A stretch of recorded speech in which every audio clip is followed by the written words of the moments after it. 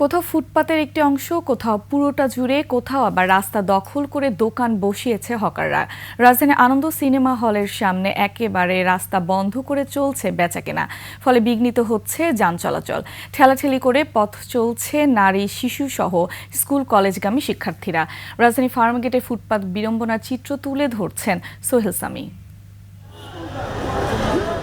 ঢাকার সবচেয়ে ব্যস্ততম এলাকা ফার্মগেট। প্রতিদিন হাজারো মানুষ চলাচল করে এই ফুটপাত ধরে, কিন্তু যত্রতত্র দোকান বসানোর কারণে সারাক্ষণ লেগে থাকে পথচারীদের জ্যাম। একেবারে ঠেলাঠেলি করে এগোতে হয় নারী, শিশু ও স্কুল কলেজগামী শিক্ষার্থীদের। মেট্রো রেল হয়েছে, এখানে মেবি আর হবে না, জিনিসটা ক্লিয়ার থাকবে, সুন্দর লাগবে, কিন্তু দেখলাম যে যা আছে তাই। ফুটপাতের উপরে আপনার দোকানপাটগুলো বসায় রাখছে, এই জিনিসগুলো কি দেখে না? আইন দেখে না? সরকার দেখে না? দেখে। বাধা না থাকে, নিরবচ্ছিন্নভাবে আমরা চলাচল করতে চাই। এগুলো সরালে রাস্তাটা ক্লিয়ার হতো, কিন্তু এখন মানুষ এগুলোর মধ্যে দিয়ে যাতায়াত করছে। জুলাই অভ্যুত্থানের পর চাঁদা দেওয়ার ঝামেলা নেই। এই সুযোগে যে যেভাবে পারছে দোকান খুলে বসেছে। 5 তারিখের পর থেকে কোনো চাঁদা মাদা দিতে হয় না। না, এখন কোনো চাঁদা নাই, এখন আমরা অনেক ভালো আছি। আনন্দ সিনেমা হলের সামনের দখল ভয়াবহ রূপ নিয়েছে।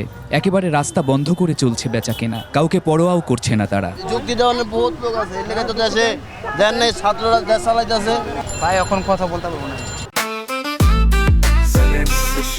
জেনেক্সে শিফট করো, লাইফকে লিফট করো।